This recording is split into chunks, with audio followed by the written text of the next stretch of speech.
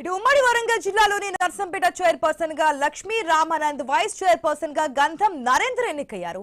Parakala municipal chairman గా సునీల్ కుమార్ ప్రమాణ స్వీకారం చేశారు. మహబూబాబాద్ మున్సిపల్ చైర్మన్ గా గుగులోత్ జ్యోతి ఎన్నికయ్యారు.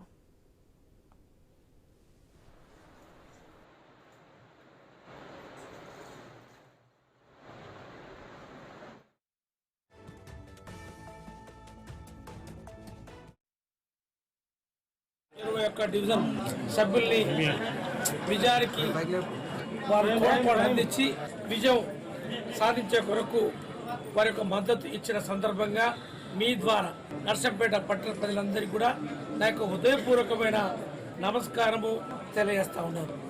వారు ఏదైతే కాంగ్రెస్ పాలన ఇంద్రమ్మ ఏదైతే ప్రభుత్వంలో ప్రజాపాలనలో వారు విశ్వాసంతో ఓటు అందించి గెలిపించిన ఆ యొక్క సందర్భంలో వారికి పూర్తి స్థాయిలో వారు విశ్వసించిన ఆ యొక్క విశ్వాసాన్ని వమ్ము చేయకుండా 30 మంది కౌన్సిలర్ ద్వారా పక్షపాతం లేకుండా రాజకీయమైన వివక్ష లేకుండా పట్టణ ప్రజలకి ఏదైతే సంక్షేమ అభివృద్ధి అందిస్తారని చెప్పి ఈ సందర్భంగా మీ ద్వారా ఏదైతే నర్సంపేట ప్రజలందరూ కూడా విజ్ఞప్తి తెలియజేస్తా ఉన్నాను, హామీ ఇస్తా ఉన్నాను.